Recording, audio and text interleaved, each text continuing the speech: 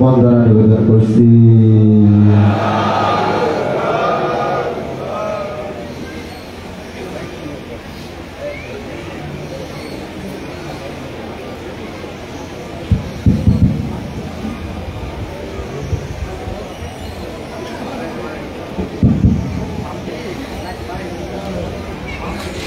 Naptijhanangapayasa payanatthirajayato yam hijhananca payaca savi nibbana santike etina shachavajjena hotu te jayamangalanti।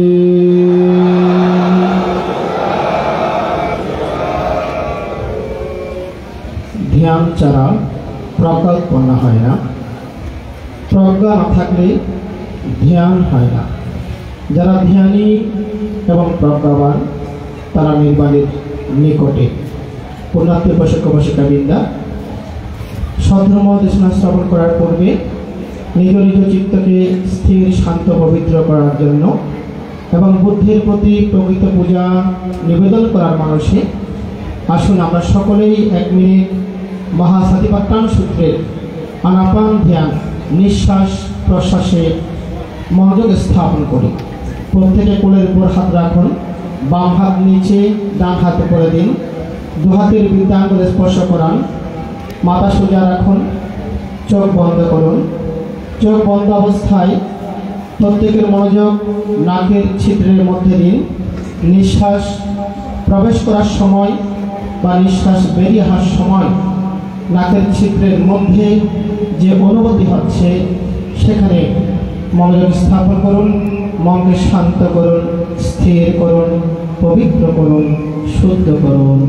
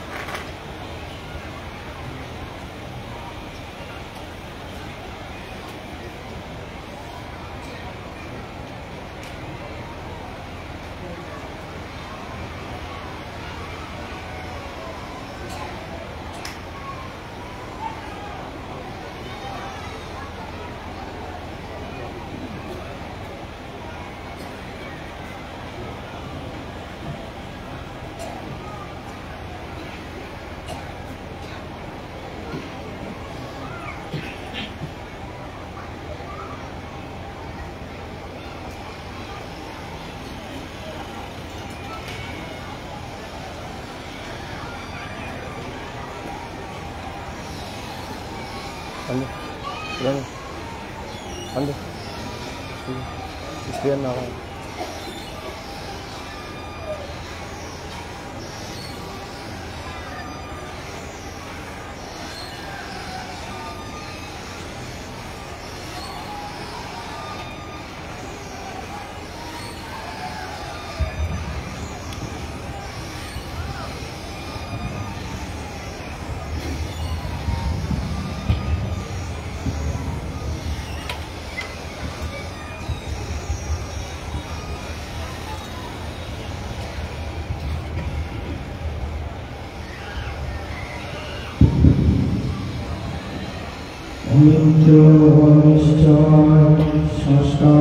সংস্কার প্রকৃতিতে উদয় বিদয় দেখা দে জনম লভিয়া এই লীন হয় বিনাশ পাইয়া মরণই পরম সুখে রাখর না বঞ্জিলে আর ভব কারাগার।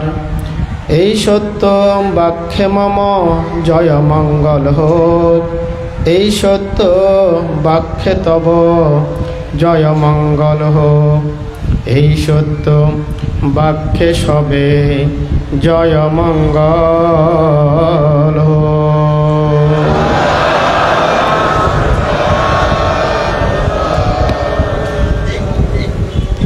কক্সবাজার উপজেলার জেলার চকরিয়া কেন্দ্রীয় জেতবন বুদ্ধবিহারে 2568 বুদ্ধবর্ষের দানোত্তম শুভ কঠিন চিবরদান অনুষ্ঠানে সদ্যর্মদেশনা প্রদান করার প্রারম্ভে আমি সেই তথাগত অরহৎ সর্বজ্ঞ সম্বুদ্ধের প্রতি শুভেচ্ছাত নির্বাণিক ধর্মের প্রতি সুপ্রতিপন্ন অগ্রদক্ষিণারযোগ্য সঙ্গের প্রতি বিনম্র শ্রদ্ধায় বন্দনা জ্ঞাপন করছি।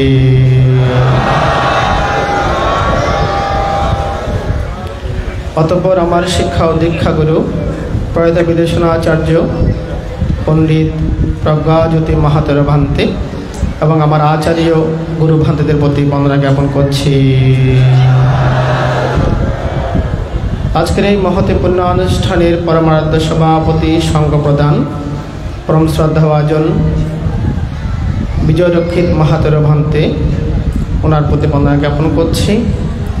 এবং এতক্ষণ পর্যন্ত যিনি মুখ্য আলোচক হিসেবে সময় উপযোগী সারগর্ভ সদ্যর্মদেশনা প্রদান করেছেন, যিনি আমাদের বাংলাদেশের বৌদ্ধদের প্রতিনিধি হিসেবে সুদূর আমেরিকায় গিয়ে ধ্যান বিদর্শন প্রচার করছেন, পরম শ্রদ্ধাভাজন ব্রহ্মবিহার মেডিটেশন সেন্টারের প্রতিষ্ঠাতা অধ্যক্ষ ডক্টর সত্যানন্দ মাহাতোর ভান্তের প্রতি বন্দনা জ্ঞাপন করছি। উপস্থিত উদ্বোধক যিনি আপনাদের প্রত্যেকের পরম কল্যাণ মিত্র, আমার অত্যন্ত প্রিয় ভাজন, যিনি ইতিমধ্যে দেশে বিদেশে বুদ্ধের সদ্ধর্মের প্রচার প্রসারে অগ্রণী ভূমিকা পালন করে যাচ্ছেন, বিনয়শীল বিদেশাচার্য শিলমিত্র স্থবির, এবং যিনি এই কেন্দ্রীয় বিহারে বসা যাপন করেছেন আয়ুষ্মান প্রজ্ঞা মুদিতা স্থবির প্রমুখ বয়োজ্যেষ্ঠ সঙ্গের প্রতি বন্দনা এবং বয়োকনিষ্ঠ ভিক্ষু তথা এই যতন বিহারের উপাসক উপাসিকা বিভিন্ন গ্রাম থেকে আগত পুণ্যার্থীগণ, এই বিহারের ভূমিদাতা, বিহার নির্মাণে কঠিন চিবরদান আয়োজনে যারা আর্থিক কায়িক বাচনিক সর্বাত্মক সহযোগিতা করেছেন প্রত্যেকের প্রতি মৈত্রীময় শুভ আশীর্বাদ প্রদান করছি। এই পুণ্য আপনাদের নির্বাণ পথে প্রাপ্তি হোক, আপনাদের অনাগত জীবন শান্তিময় সুখময় নিরাপদ নির্বিঘ্ন হোক, দেবগণ রক্ষা করুক, এই চেতনায় তিনবার সাধুবাদ দিয়ে পুণ্য অনুমোদন করুন।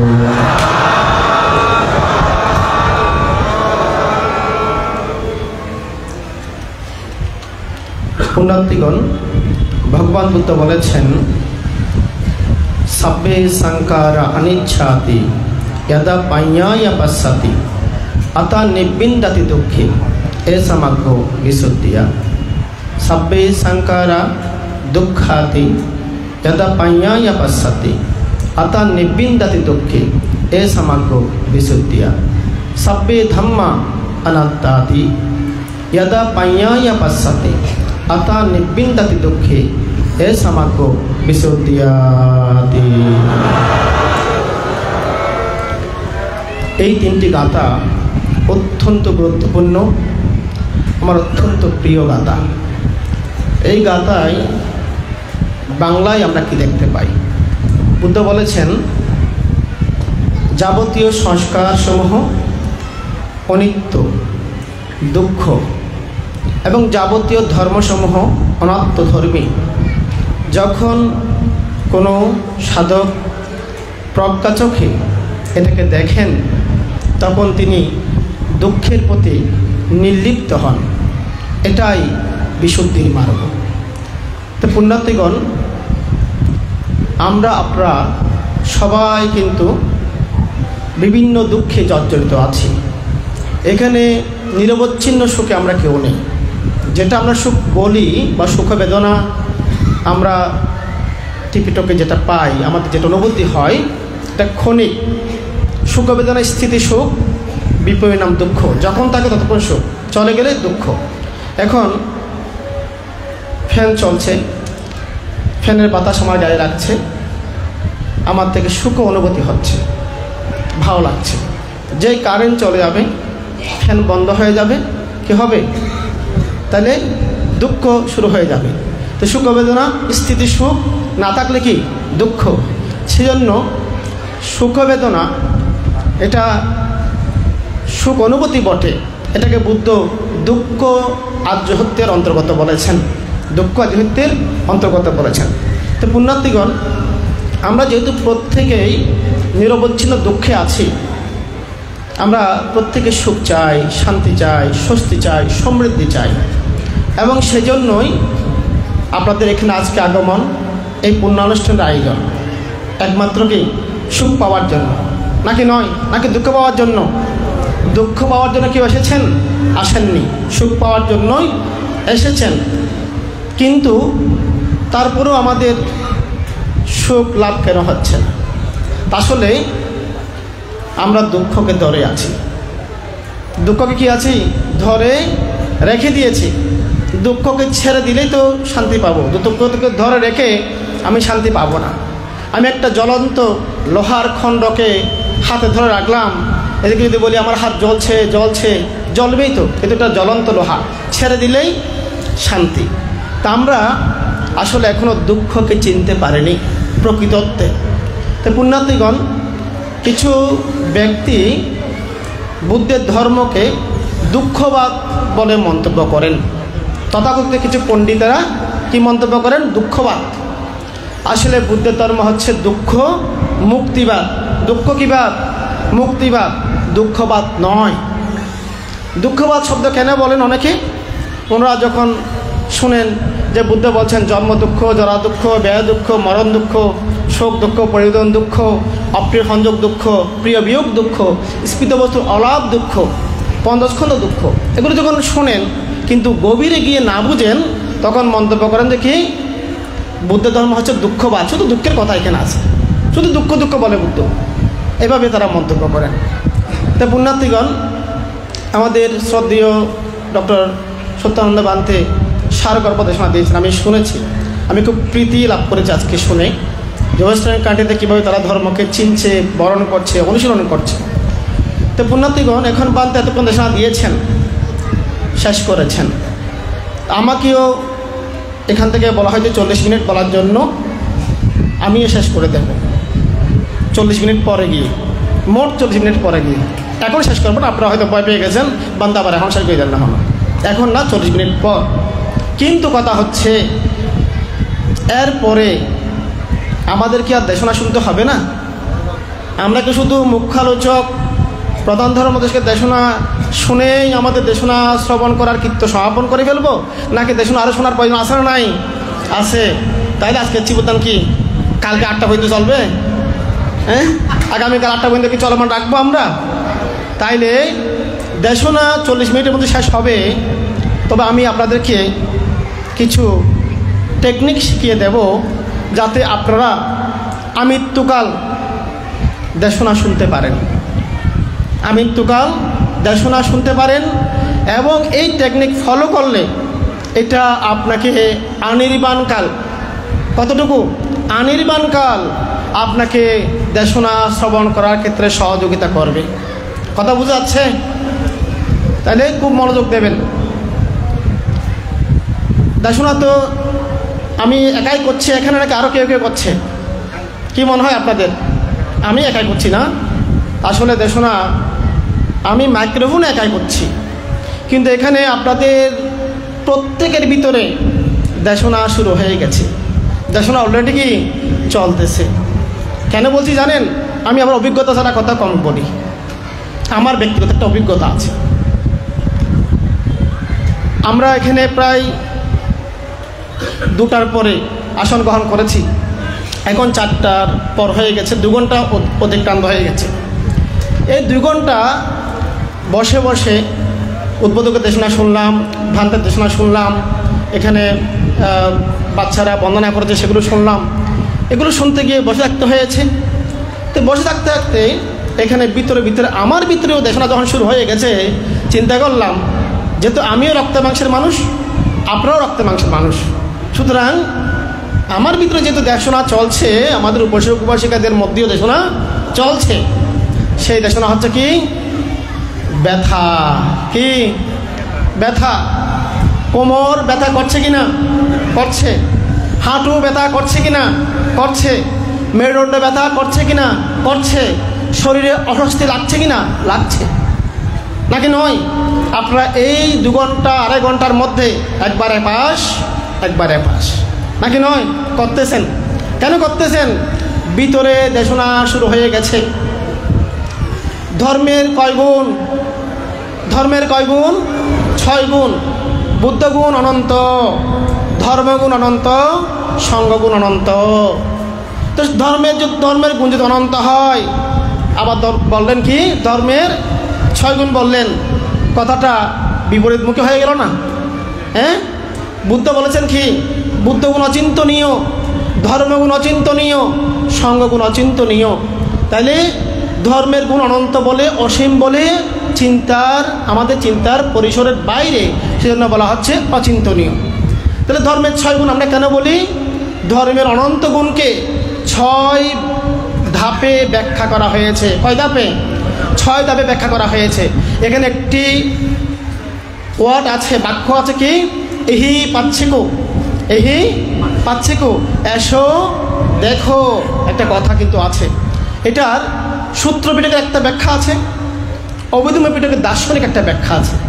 আপনারা সূত্র পিটকের যেটা ব্যাখ্যাটা শুনেছেন, বুদ্ধ বলেছেন আমার ধর্ম উন্মুক্ত করেছি, তোমরা এসো দেখো, পরীক্ষা করো, যদি গ্রহণযোগ্য হয় গ্রহণ করো, যদি গ্রহণযোগ্য মনে না হয় গ্রহণ করতে হবে না, জবরদস্তি এখানে নেই।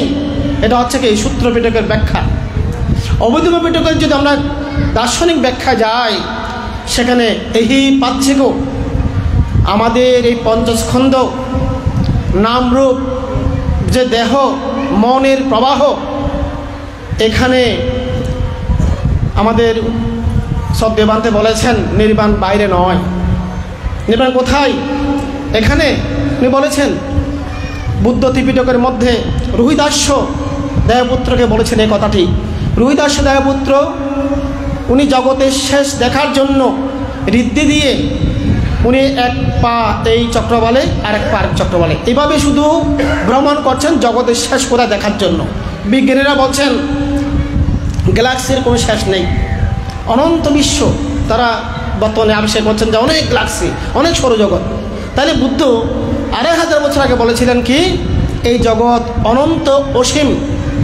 এখন দেবপুত্র শেষ দেখার জন্য বিচরণ করতে করতে ওনার মধ্যেই মানে কি আয়ু শেষ হয়ে গেছে। উনি পরবর্তীতে বুদ্ধকে প্রশ্ন করেছিলেন যে বান্তে, আমি জগতের শেষ খুঁজে পাই নাই। বুদ্ধ বললেন এভাবে শেষ খুঁজে পাওয়া যাবে না, তবে আমি জগতের শেষ নেই বলবো না, শেষ আছে, শেষ আছে। অনন্ত বিশ্বের শেষ নেই, কিন্তু আমাদের যে নামরূপ পঞ্চস্কন্ধ জগৎ, এখানে কিন্তু দুঃখের উৎপত্তিও আছে, দুঃখও আছে, দুঃখের উৎপত্তির কারণ তৃষ্ণাও আছে, দুঃখের নির্বাণও এখানে সম্ভব, এবং নির্বাণের উপায় আর্যষ্টাঙ্গিক মার্গ অনুশীলনও এখানে সম্ভব। বুদ্ধ বলেছেন এই ব্যায়াম কলেবরে, অর্থাৎ আমাদের হাত যখন 2 পাশে আমরা লম্বা করে দিই, যতটুকু হয় উপর দিকে আমরা ততটুকু লম্বা, এদিকেও একই মাপ। এটাকে বলা হয় ব্যায়াম কলেবর, মানে 2 হাত লম্বা করে থাকলে যতটুকু অতটুকু। বুদ্ধ বলছেন এই ব্যায়াম কলেবরের মধ্যে আমি দুঃখের কারণ, দুঃখের নিরোধ, দুঃখ নিরোধের উপায় নির্দেশ করে থাকি।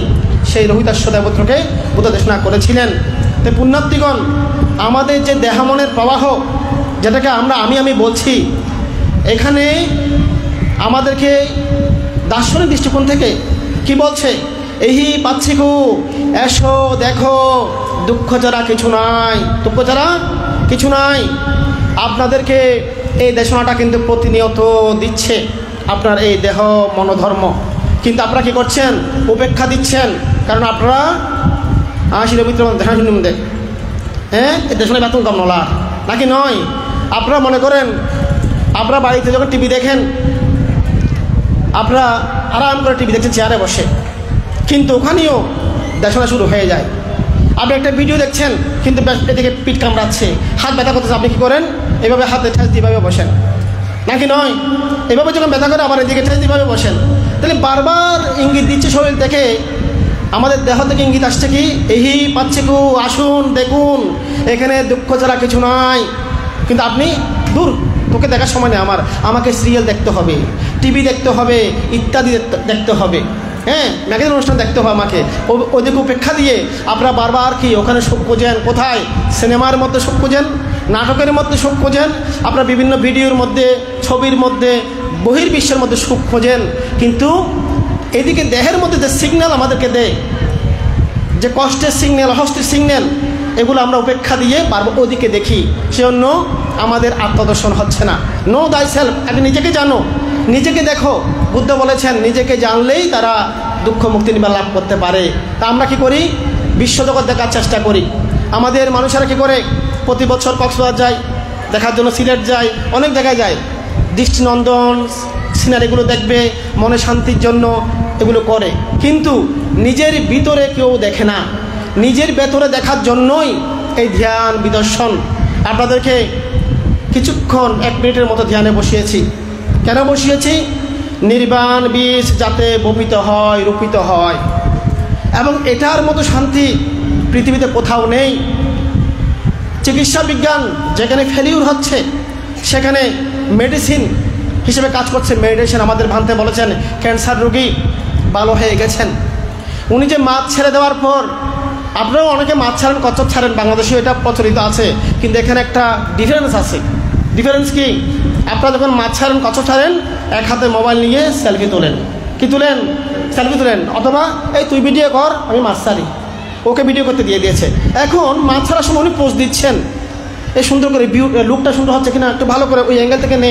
এভাবে করতে গিয়ে আপনি মাছ ছাড়ার যে আনন্দ, যে প্রীতি, নিষ্কাম প্রীতি যেটাকে বলা হয়, সেটা উপলব্ধি করতে পারছেন না। যেটা আমেরিকার সেই মহিলা পেরেছিলেন, রোগী পেরেছিলেন। উনি মাছ ছাড়ার পরে, মাছ যখন মুক্ত হয়ে, ওর জীবন বন্দিদশা থেকে মুক্ত হওয়ার পরে সে মনানন্দে যখন ছুটে যায়, সেটা দেখার সাথে সাথে সেই রোগী ওনার মনের মধ্যে যে একটা নিষ্পাপ প্রীতি, আনন্দ উৎপন্ন করতে পেরেছিলেন, সেটা আমাদের কোনো বড়ুয়া উপাসিকা পাচ্ছেন না। সেজন্যই এখানে রোগমুক্তিটা হচ্ছে না। এখানে আমাদের এখানেও অনেক ভ্রান্তের পরামর্শ দেন, উপাসক উপাসিকা আপনি তো অসুস্থ, আপনি মাছ ছাড়েন। মাছ ছাড়া হয়, কচ্ছপ ছাড়া হয়, কিন্তু সাথে সেলফিও তোলা হয়। সেলফি কি তোলা হয়? এটা খুব খুব আসলে মানে হাস্যাত্মক ব্যাপার। হ্যাঁ, আমার কাছে খুব কীরকম এগুলো লাগে যে এখন আপনি রুগী, আপনি মৃত্যুর মানে দ্বার প্রান্ত উপনীত, আপনি এদিকে সেলফি তুলছেন। আপনার চেহারা ভেঙে গেছে, আপনি সেলফি তুলছেন। সেলফি তোলার আগে, মাছ ছাড়ার আগে আপনি অনেক সময় মেকআপও নিচ্ছেন হালকা পাতলা, হ্যাঁ, আনা দেখছেন বারবার আমার লুক ঠিক আছে কিনা। তাহলে ওভাবে করতে গিয়ে ফোকাস যেটা, আপনি আপনার ত্যাগ, আপনার দান, যে আপনি মাছকে দান করে জীবন দান করেছেন, সেখানেও আপনি নিমজ্জিত হতে পারছেন না। যার ফলে আমাদের বড়ুয়াদের, বাংলাদেশি বৌদ্ধদের ধর্মাচরণগুলো আসলে আনুষ্ঠানিকতা নির্ভর এবং লোক দেখানো বলা যায়। তবে উপায়ও নাই। আমাদের বান্তা আমেরিকা গিয়ে যেটা বলেছেন, উনি বিদেশিদেরকে ধ্যান করাতে পারছেন। ওনারা জ্ঞান লাভের জন্য ধ্যান করতে আসছেন, কিন্তু আমাদের বড়ুয়াদেরকে আনতে পারছেন না বলেই বানতে বাধ্য হয়ে কী করছেন, প্রতি মাসে একটা করে অনুষ্ঠান রাখছেন। উনি একটা টেকনিক ওনাকে অ্যাপ্লাই করতে হচ্ছে। আমার ক্ষেত্রেও মন্দ কি, আমি প্রথম খুব গভীরে দেখা দিতাম, একদম অভিধর্মের ধ্যানের কথাগুলো বলতাম, চোখ বন্ধ করে দেখা দিতাম। প্রথম চোখ বন্ধ করে দেখা দিচ্ছি, কিছুক্ষণ পর দেখি কী অবস্থা। মোট চোখ খুলে দেখি কেউ এরকম করে, মানে কি ঘুমাচ্ছে, কেউ এদিকে ফ্যাল ফ্যাল করে দেখে আছে, কেউ কানের মুখে কথা বলছে, কানে না, কানের মুখে আর কি ছোটো ছোটো করে ফুসু ফুসু করে কথা বলছে, মানে এক একজন এক এক নিয়মে। তো আমি চিন্তা করলাম 100 জনের মধ্যে 2 জন হয়তো মনোযোগ শুনছে, 98 জন অন্যমনস্ক, কী করা যায় এখন? তখন বাধ্য হয়ে গভীর থেকে উপরে উঠে আসতে হয়, গল্প বলতে হয়, বিভিন্ন উপমা কথা বলতে হয়, তা দাক্ষা দিতে হয়। দাক্ষা হঠাৎ করে বলি, ও অনরা গুম না চেতন, প্রশ্ন করে বসি, অনরা হংসাই, অনরা গুম না চেতন। আপনাদেরকে বলছি এখন, আপনাকে ঘুম নাকি চেতন? ধাক্কা করে দিলাম, ধাক্কা দিলাম দের কি আপনার হাত দিই, হ্যাঁ, তাহলে আপনারা কি চেতন? কিন্তু চোখ খোলা মানুষে গুলি করে, যারা গুলি করে তারা কি করে, নিশানা করে প্রথমে, তারপর তো টিয়ার টেনে দেয়। তাহলে কি চোখ খোলা না? যখন মানুষকে ছুরি মারে, চোখ খোলা অবস্থায় মারে। যারা চুরি ডাকাতি করে, তারা কি করে, চোখ খোলা অবস্থায় করে সুন্দর, যেটা দামি ওইটা আগে নেয়, যে চোখে দেখে দেখে। তাইলে চোখ খোলা অবস্থায় যেটা চেতন ভাব, ওটা লৌকিকভাবে চেতন, কিন্তু আবিধার্মিকভাবে বললে, দার্শনিকভাবে বললে বা বুদ্ধের দৃষ্টিকোণ থেকে বললে, আপনি যখন সম্প্রযুক্ত জ্ঞানে থাকবেন, প্রজ্ঞা নিয়ে থাকবেন, জ্ঞান নিয়ে থাকবেন, তখন আপনি সচেতন, অর্থাৎ আপনার মোহনিদ্রা নেই। চোখ খোলা অবস্থায় কিন্তু মোহনিদ্রা থাকতে পারে। এখানে অনেকে চোখ খোলা অবস্থায় নমস্ক হয়ে গেছেন, অনেকে করার চিন্তা করতেছেন এখান থেকে কীভাবে মেলা গিয়ে কী কিনবেন। হ্যাঁ, বাচ্চাকে বলেছিল তোকে ডুলাইনে ঘুরাবো, ডুলাইনে সরাবো, টাইম তো চলে যাচ্ছে, বানতে বলতে বলতে কী হবে। এইভাবে অনেকের অনেক কিছু ভিতরে কি রচনা হয়ে যাচ্ছে, সাহিত্য হয়ে যাচ্ছে মনের মধ্যে। তাহলে চোখ খোলা অবস্থায় কী হয়, মানুষ মানে কি বিচলিত হয়ে যায়। তাহলে প্রকৃত সচেতনতা হচ্ছে জ্ঞানপূর্বক সচেতন ভাব। সেজন্য বুদ্ধ কি বলেছেন, উত্তিষ্টে নাম্পামাধ্যয়া ধাম্মাং সুচারিতাংচারে ধাম্মাচারি সুকাংসেতে আসমিং লোকে পারাম হিচাতি।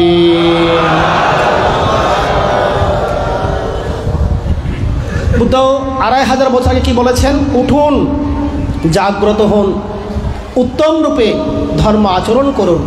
যারা উত্তম রূপে ধর্ম আচরণ করেন তারা ইহকালীয় সুখী হন, পরকালীয় সুখী হন। তাহলে বুদ্ধ উঠতে বলেছেন, আমাদের বসা থেকে উঠতে বলেন নাই। বুদ্ধ বলেছেন মোহনিদ্রা থেকে জেগে ওঠার জন্য, মোহনিদ্রা থেকে জেগে ওঠার জন্য, প্রমাদগ্রস্ত ভাব থেকে জেগে ওঠার জন্য বুদ্ধ বলেছেন। তো পুণ্যার্থীগণ, এই যে আয়োজন, এই যে ভ্রান্তিদের এত কষ্ট, ত্যাগ, দেশনা, এত কিছু করা, এগুলো সব কিছুর মূল হচ্ছে কি, সচেতন হওয়ার জন্য, জ্ঞানী হওয়ার জন্য, প্রজ্ঞাবান হওয়ার জন্য, শান্তি পাওয়ার জন্য, সুখ পাওয়ার জন্য। সুখ পেতে হলে বেশি কিছু প্রয়োজন নয়। আপনি চিত্তকে দেখেন, ধ্যানে বসেন, শান্তি পাবেন। ধ্যান করতে হলে অনেক পরিশ্রম করতে হয় না। দান করতে হলে টাকা লাগবে, টাকা ছাড়া অত আপনি দান করতে পারবেন না। কিন্তু ধ্যান করতে হলে আপনি অত টাকার প্রয়োজন নেই। তবে ধ্যান কেন্দ্রে বানতে গেলে কিছু টাকা লাগে, সবাই মিলে দেয় এটা, কিন্তু ব্যক্তিগতভাবে আপনাকে প্রত্যেককে একটা ধ্যান কেন্দ্র বানাতে হবে না। আমাদের বানাতে ওখানে আমেরিকা একটা কষ্ট করে উনি প্রতিষ্ঠা করেছেন, অনেক ধ্যানীরা ধ্যান করছেন। আমাদের পগ্গমিত্র ভান্তে, যে শিলমিত্র ভান্তেরা, ওনারা বিভিন্ন প্রতিষ্ঠান করছেন সবাইকে নিয়ে, ওখানে সবাই ধ্যান করতে পারবেন বা পারছেন বর্তমানে। তাইলে ধ্যানটা করতে হবে। কিন্তু যারা পশ্চিমা বিশ্বের মানুষেরা, তারা জন্মগতভাবে পান নাই, তাদের অনেক ত্যাগ তিতিক্ষা করে ওগুলো পেতে হচ্ছে, কষ্ট করে তাদেরকে নিতে হচ্ছে, কিন্তু আমরা পেয়ে গুরুত্ব দিচ্ছি না। তো সুতরাং গুরুত্ব দিতে হবে, যেহেতু মৃত্যুমার যদি আমাদেরকে পেয়ে বসে, আমরা কিন্তু ধ্যান চর্চা করতে পারবো না, দান ধর্ম করতে পারবো না। মৃত্যুমার কাকে বলে চিনেন? মৃত্যুমার, আমি যখন 2002 সালে আমার গুরুবান্ধের সাথে মহামণি পাহাড়তলি অরণ্য ধ্যান কুটিরে ছিলাম, তখন আমার গুরুবান্ধের একজন জ্ঞাতি পিসিত ভাই সম্পর্কে উনি আসছেন, দানীয় বস্তু নিয়ে আসছেন, বুদ্ধ প্রতিম্বা আনছেন। তো গুরুবান্ধে বলছেন, তুমি আমার অনেক উপকারী, দান ধর্ম করো, একবারও ধ্যানেতে বসলে না, এবার কিন্তু তোমাকে ধ্যানে বসতে হবে। হয়তো বান্ধব আমি একটু গুছিয়ে নিই, লাইন টাইন হয়ে তারপর আমি ধ্যানে বসবো। ওনার বয়স 60 বছরের মতো। এখন গুরুবান্ধে বললেন, না আজকে ডেট দিয়ে যেতে হবে, কখন আসবে ধ্যান করে, আজকে ডেট দিয়ে যেতে হবে।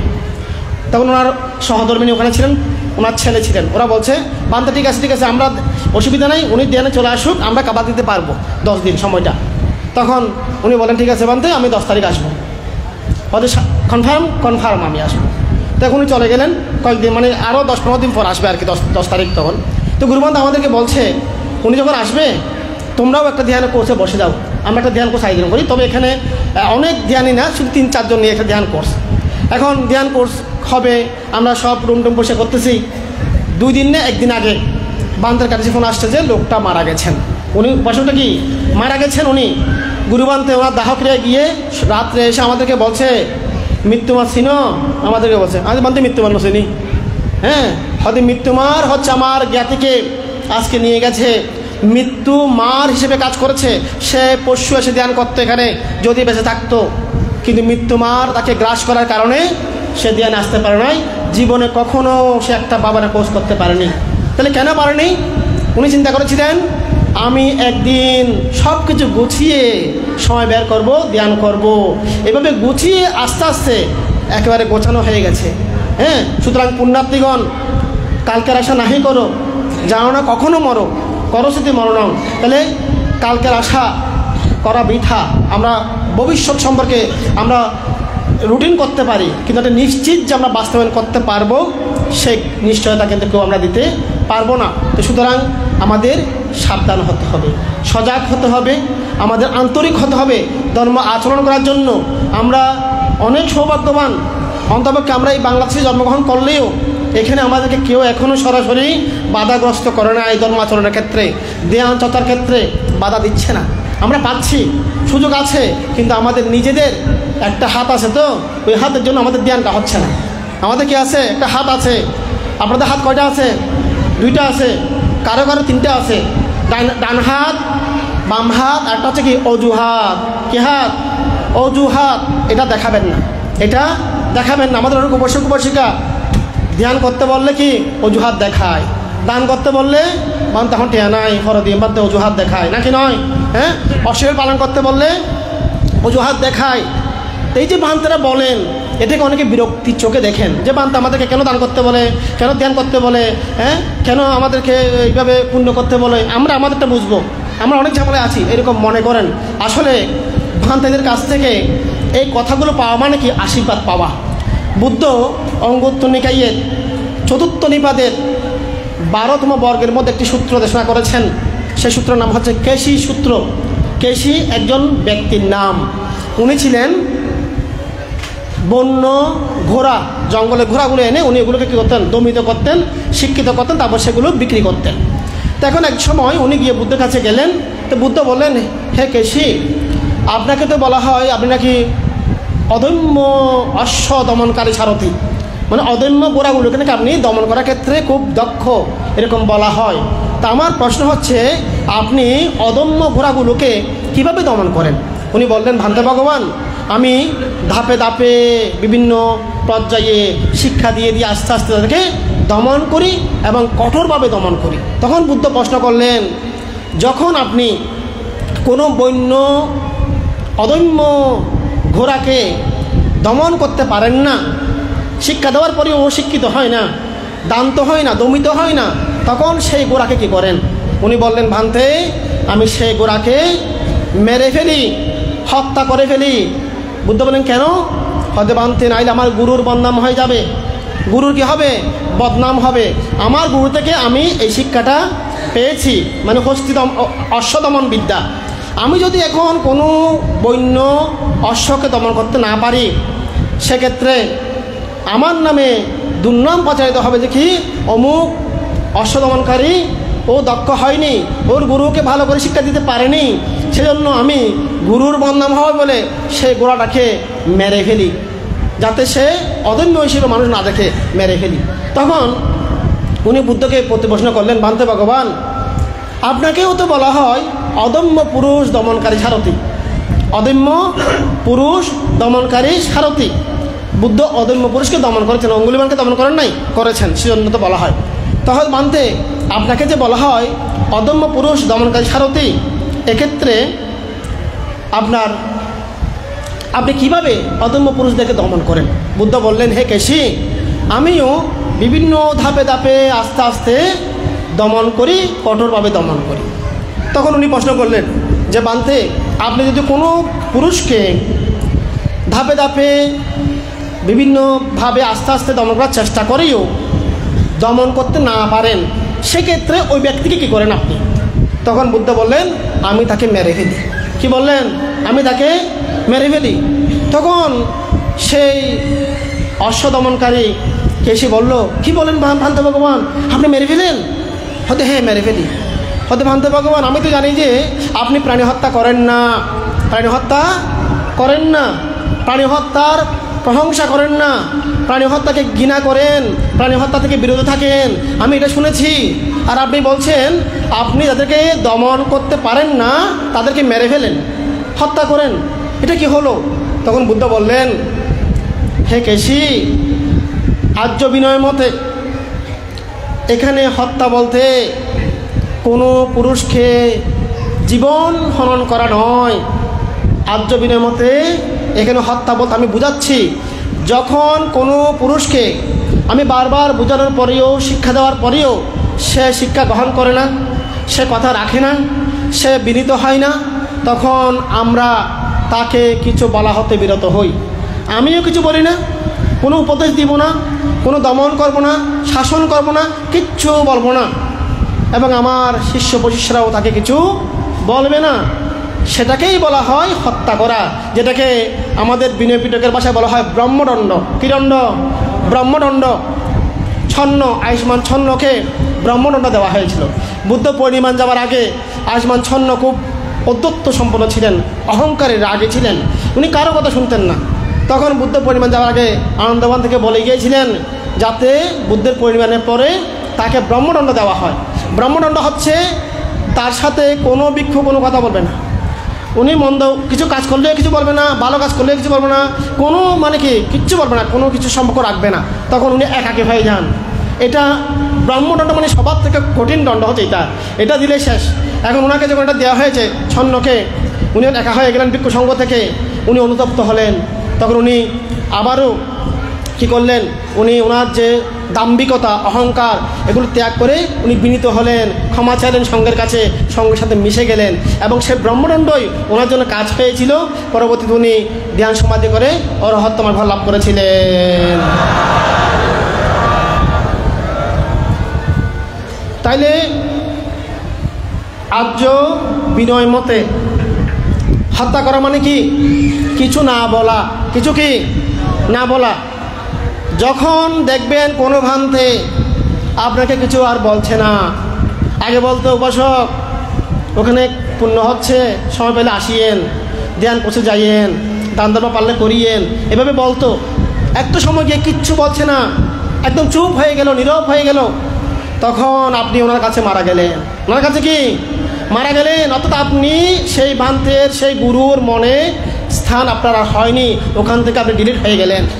তো সুতরাং সেটা কি আমাদের কারো কাম্য নয়। কিন্তু আমরা কি মনে করি, অনেক ভিক্ষু সামন্তের মধ্যে হয়, গুরু যখন বকা দেয়, কঠোরভাবে দমন করে, কিছু বলে, বিরক্ত হয়ে যায়। হ্যাঁ, গুরু কেন আমাকে এত কিছু বলবে, আমি এত বেশি ভুল করছি নাকি, আমি একটু আমার মতো চলি না, এভাবে অনেকে মনে করে। কিন্তু গুরু কল্যাণ মিত্র হিসেবে এটা বলে। ভগবান বুদ্ধ আমাদেরকে যে আশীর্বাদ দিয়ে গেছেন, ধর্মবাণী দিয়ে গেছেন, এগুলো আশীর্বাদ দিয়ে গেছেন আমাদেরকে। আমরা জীবিত থাকবো, বুদ্ধের বাণীগুলো আমরা যদি আমরা নিতে পারি, তাহলে আমাদের গুরুরা আমাদেরকে যখন কিছু বলবে, আমরা তাদের অন্তরে জীবিত আছি। যখন কিচ্ছু বলা বন্ধ করে দেবে, আমরা মারা গেছি, এটা মনে রাখবেন। সুতরাং আপনারা কেউ ভিক্ষু সংঘের প্রতি অসন্তুষ্ট হবেন না। অসন্তুষ্ট হলে আপনাদেরও কি অমঙ্গল হবে। আজকে আমাদের উদ্বোধক শিলমিত্রস্থবির মহোদয়, উনি স্থানকাল পাত্রভেদে বর্তমান যুগ প্রেক্ষিতে অনেক কার্যকরী কথা বলেছেন, যে বর্তমান ভিক্ষু সংঘের অবস্থা, অনেক কিছু বলেছেন। দায়িকদেরকে যে শীলবান হওয়ার কথা, দায়িকদেরকে ভিক্ষু সংঘের প্রতি আন্তরিক হওয়ার কথা বলেছেন। কারণ দায়িকেরা যত বেশি শ্রদ্ধাবান হবে, আন্তরিক হবে, ভিক্ষু সংঘের মধ্যে ধ্যানের প্রতি, শীলের প্রতি, বিনয়ের প্রতি গারবতা তত বেশি বেড়ে যাবে। হ্যাঁ, এটা ত্রিপিটকের পড়তে এরকম কাহিনী আছে, কিন্তু সময়ের স্বল্পতার কারণে আমরা অত দীর্ঘ কিছু আলোচনা করতে পারছি না। আমাকে 40 মিনিট টাইম দেওয়া হয়েছে, আমার হাতে আর মাত্র 5 মিনিট সময় আছে। সুতরাং আমি এই 5 মিনিট বলেই আমার দেশনা শেষ করব, যেহেতু অন্ধকার হয়ে গেলে তো আর হ্যাঁ। তাহলে সংক্ষেপে একটা গল্প বলে নিই। গল্প না বললে আমার ফেট না বলে বা হ্যাঁ, আন্তরিক গল্প আম পারে, গল্প হই না ভাই লাগতে বুঝতে লাগতে পারে। এটা বিক্ষুবি আইন হয়তো 40 মিনিটের মধ্যে গল্প করে হইম, এতক্ষণ কিছু নয় দিয়ে আম ভাবে দেখতে। আচ্ছা, সংক্ষেপে বলি, এটা অনেক লম্বা। বুদ্ধের সময়কালে 60 জন বান্তে বুদ্ধ থেকে কর্মস্থান নিয়ে একটা জঙ্গলে গিয়ে ধ্যান করতেছেন। ওখানে একজন উপাসিকা, উনি বান্দাদেরকে স্বয়ং দিতেন, সেবা করতেন। তো একদিন বান্দারা অনুষ্ঠান করেছেন যে কি আমরা কথা বলবো না, ধ্যান করব। এখন উনি পানীয় নিয়ে আসলেন, দেখলেন যে কি বান্দারা কেউ নাই, পুরো বিহার খালি, ওনারা ওই জঙ্গলে ধ্যান করতে চলে গেছেন। তখন উনি ঘন্টা বাজালেন, ওনারা আসলেন, তো বললেন ভান্তে আপনারা কি ঝগড়া করেছেন, আপনারা কেউ কথা বলতেছেন না, একজন একদিকে আসতেছেন, কেউ কথা বলতেছেন না, হয়তো না আমরা অধিষ্ঠান করেছি ধ্যান করার জন্য। ও তো আচ্ছা, তো ভান্তে আপনারা কী ধ্যান করতেছেন? আমরা ক্যাসা, লোমা, নাকা, দান্তা, তাছো, যে 32টা অসুচি পদার্থ ধ্যান আছে সাদিপাটান সূত্রের মধ্যে আছে, এগুলো আমরা ধ্যান করছি। হয়তো এটা কি শুধু বান্দারা করে, পাবলিকেরা করতে পারে না, গৃহীরা হয়তো পারে, তো আমাকে একটু শিক্ষা দেন না বানতে। ওই মহিলা বললেন, তো বান্তর ওনাকে দেহের 32 প্রকার অসুচি সম্পর্কে দেশনা দিলেন। উনি ওটা শিখে ঘরের মধ্যে ধ্যান করতে লাগলেন। উনি ধ্যান করে ওনার পারমি ছিল বলেই কিছুদিনের মধ্যেই উনি 3টি মার্গ ফল, একটি শ্রোতাপত্তি মার্গ, শ্রোতাপত্তি ফল, অনাগামী মার্গ, সকতগামী মার্গ, সকতগামী ফল, অনাগামী মার্গ, অনাগামী ফল লাভ করলেন। লাভ করার পর ওনার প্রতিসম্বিত জ্ঞান উৎপন্ন হলো এবং ওনার কয়েকটা লৌকিক ঋদ্ধি, অর্থাৎ উনি পরচিত্ত বিজনের জ্ঞানটা পেলেন, মানুষের চিত্তের কথা বলতে পারতেন। উনি ওনার জ্ঞান দিয়ে দেখলেন যে কি আমার ভান্তেরা মার্গফলের কোনটা কোনটা লাভ করেছে একটু দেখি। দেখলেন যে কেউ কোনো মার্গফল লাভ করেনি। কেন করেনি? উনি যখন গবেষণা করলেন ওনার জ্ঞান দিয়ে দেখলেন যে ভান্তেদের সোয়াইংয়ের অপূর্ণতা, ওনাদের দেহের পুষ্টি সাধন হচ্ছে না, সোয়াইংটা পরিপূর্ণ পাচ্ছে না। সেজন্য উনি কী করলেন, যেভাবে পুষ্টিকর খাদ্য দিলে এটা ঘাটতি পূরণ হবে সেভাবে ব্যবস্থা করে উনি ভান্তেরকে পরিবেশন করা শুরু করলেন এবং অল্প দিনের মধ্যে সেই 60 জন ভান্তে সেই পুষ্টিকর খাবার গ্রহণ করে সুন্দর পরিবেশ পেয়ে ধ্যান করে 4 মার্গ 4 ফল প্রতিসম্বিত সহ লাভ করলেন। লাভ করার পরে উপাসিকাকে বললেন, উপাসিকা আমরা বুদ্ধকে দর্শন করতে চলে যাব। বর্ষা মাসের মতো ওনারা এটা করেছেন, চলে যাব। তো উপাসিকা বিদায় দিলেন। তো এখন ভান্তেরা গিয়ে বুদ্ধের সামনে বসে বুদ্ধকে কুশল বিনিময় করছেন। তো বুদ্ধ বললেন, তোমরা ভালো ছিলে তো, কোনো অসুবিধা হয়েছে কি? হয়তো ভান্তে আমাদের কোনো অসুবিধা হয় নাই। প্রথম অসুবিধা হয়েছিল, কিন্তু আমাদের একজন উপাসিকা ছিলেন মাতিকাম্মা, ওনার ছেলের নাম হচ্ছে মাতিক, ওনার নাম হচ্ছে মাতিকার মা। ওই মাতিকাম্মা উপাসিকা আমাদেরকে টাইমলি মানে সময় মতো পানীয় সোয়াইং দিয়েছেন বলেই আমরা ভালোভাবে ধ্যান করতে পেরেছি এবং আমাদের প্রব্যজাকৃত্য সম্পাদন করে আমরা মার্গফলে উন্নীত হতে পেরেছি। তখন একজন ভিক্ষু এটা শুনলেন, শুনে চিন্তা করলেন মাতিকাম্মা উপাসিকা নাকি খুব শ্রদ্ধাবতী, যখন যেটা মানে প্রয়োজন হয় সেটা নাকি পাঠাই দে, আমি ওখানে গিয়ে ধ্যান করব। উনি বুদ্ধকে বললেন, বান্ধে আমাকে কর্মস্থান শিখিয়ে দিন, আমি ওখানে গিয়ে ধ্যান করব। উনি বুদ্ধের থেকে ধ্যান প্রশিক্ষণ নিয়ে সেই দূর এলাকায় চলে গেলেন, ওই মাতিকাম্মার ওখানে যাওয়ার সময় চিন্তা করলেন উনি নাকি মানুষের মনের কথা বলতে পারে, দেখি প্রমাণ করে দেখি পারে কি না।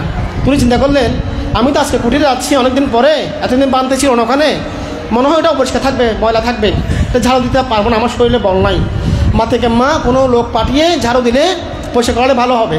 এখন মাতিকাম্মা ওনার বাইরে থেকে ওই ভান্তের মনের কথা জানতে পেরে 1-2 জন লোক পাঠিয়ে পয়সা করতে দিলেন। উনি ওখানে পৌঁছে গেলেন, দেখছেন যে ওরা এসে পয়সা করতেছে, ওমা হয়তো একটাতে মিলে গেছে।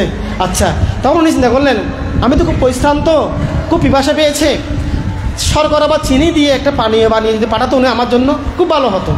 এখন মাতিকাম্মা ওটা ঘরে বসে চিত্রকথা জানতে পেরে উনি চিনি দিয়ে পানীয় বানিয়ে পাঠিয়ে দিলেন, শীতল পানীয়। উনি খেয়ে শান্ত হলেন, খুব সন্তুষ্টি পেলেন।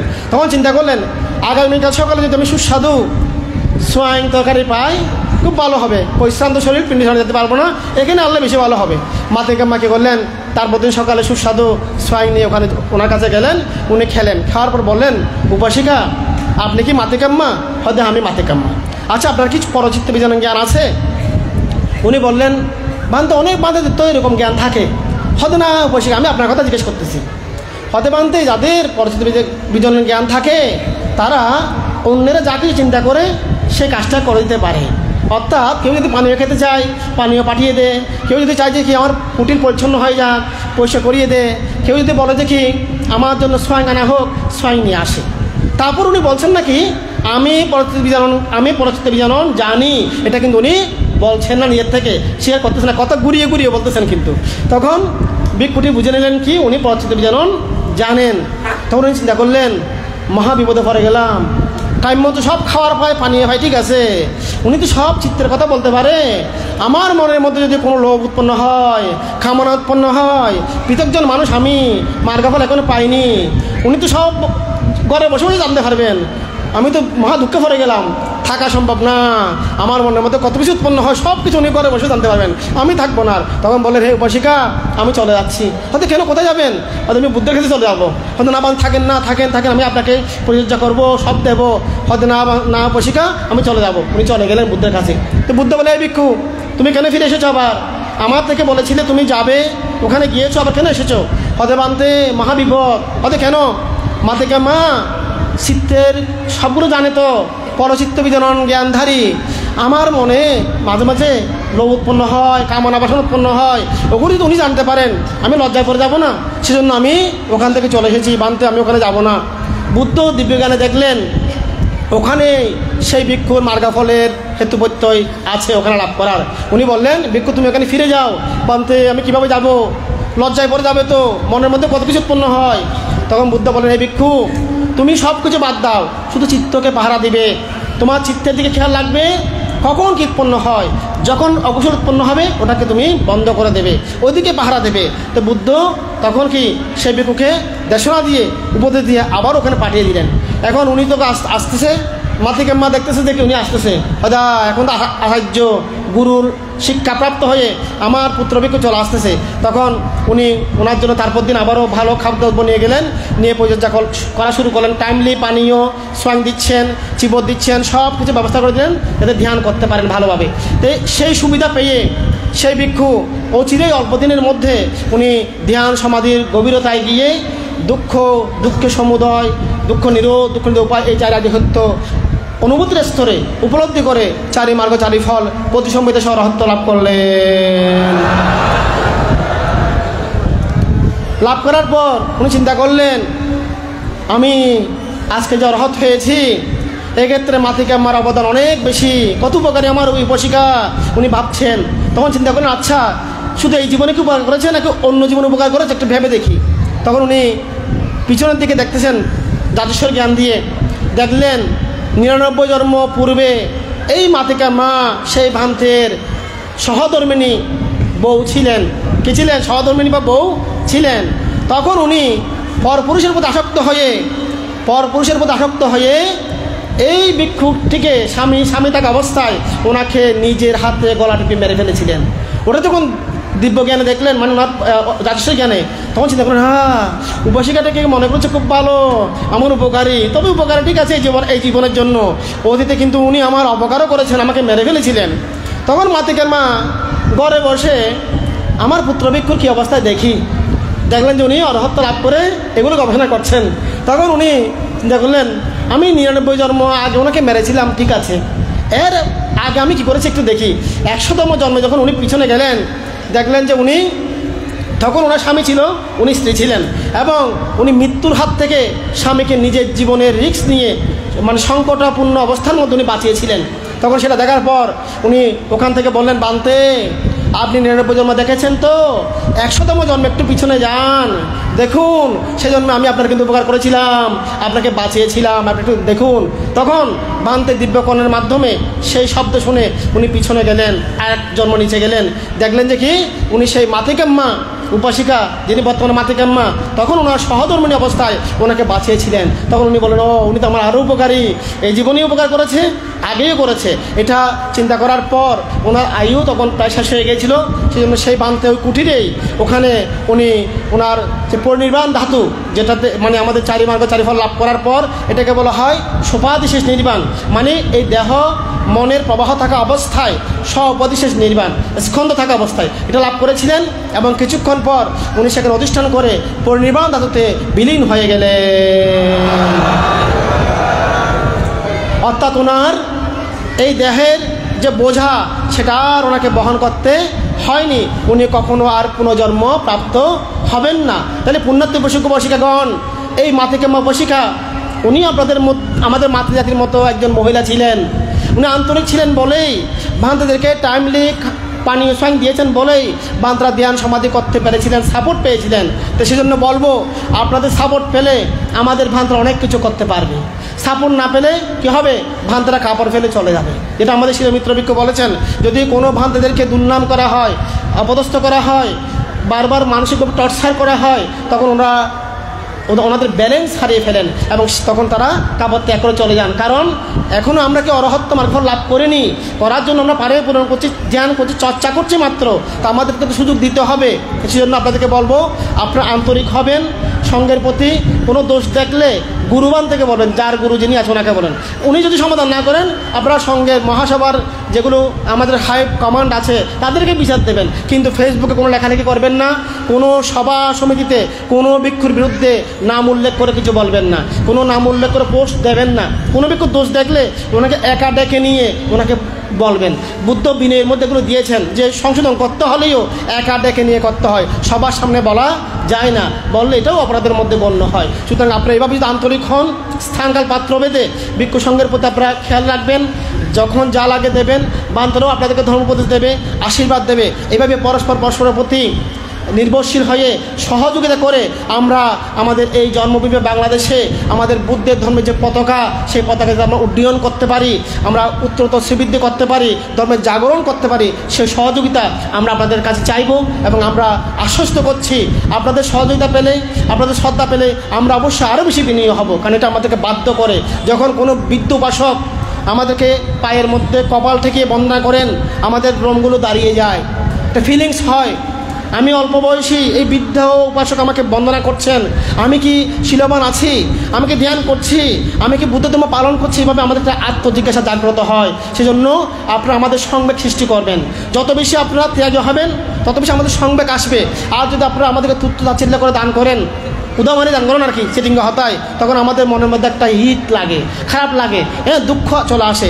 সেরকম না করে আন্তরিক হবেন, যা দেবেন খুব শ্রদ্ধায় দেবেন, সুন্দরভাবে কথা বলবেন, সুন্দরভাবে ব্যবহার করবেন, ভান্তিদের গুণগুলো দেখবেন, দোষগুলো দেখার দরকার নেই, যদি দোষ দেখে থাকেন সংশোধনের জন্য গুরুবান থেকে বা সংঘকে বলবেন। এভাবে আপনারা আন্তরিক হবেন এবং আপনাদের মধ্যেও আপনারা কারো কোনো নিন্দা করবেন না, কারো বিপদ কামনা করবেন না, অমঙ্গল কামনা করবেন না, সুকথা বলবেন, সুকথা ফিরে আসবে, সুন্দরভাবে মানসিকভাবে চিন্তা করবেন, ওটাও ফিরে আসবে, যাই করবেন তাই ফিরে আসবে।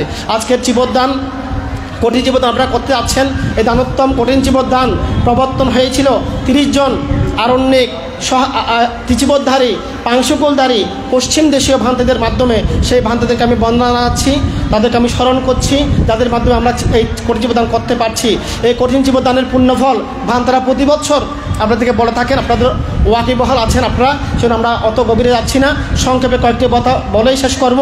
কঠিন জীবদানের পুণ্যফল আপনাদের দুর্গতি বিনাশ হোক, চারিয়া পায়ের দ্বার বন্ধ হোক, আপনারা জাতীয় ধর্মের সকলের প্রিয় হতে পারেন, মানব হতে পারেন, সদ্গুরু পেতে পারেন এবং দুঃখমুক্তি নির্বাণ লাভ করতে পারেন, সেই আশীর্বাদ ব্যক্ত করে আপনাদের দুঃখ সত্য জ্ঞান, অর্থাৎ আমাদের দেহটা যে দুঃখময়, মানসিক অবস্থাটা যে দুঃখময়, এই জ্ঞানটা উৎপন্ন হোক, দুঃখের কারণ তৃষ্ণা ক্ষয় হোক, দুঃখের নিরোধ নির্বাণ সাক্ষাৎ হোক, দুঃখ নিরোধের উপায় আর্য অষ্টাঙ্গিক মার্গ, সম্যক দৃষ্টি, সম্যক সংকল্প, সম্যক বাক্য, সম্যক কর্ম, সম্যক জীবিকা, সম্যক প্রচেষ্টা, সম্যক স্মৃতি, সম্যক সমাধি, এই 8টি অঙ্গযুক্ত একটি মার্গ আপনাদের জীবনে অনুশীলিত হোক। এই আশীর্বাদ ব্যক্ত করে, পুণ্যদান করে, মাননীয় সংঘের প্রতি বন্দনা জ্ঞাপন করে আমার দেশনা এখানে সমাপ্ত করলাম।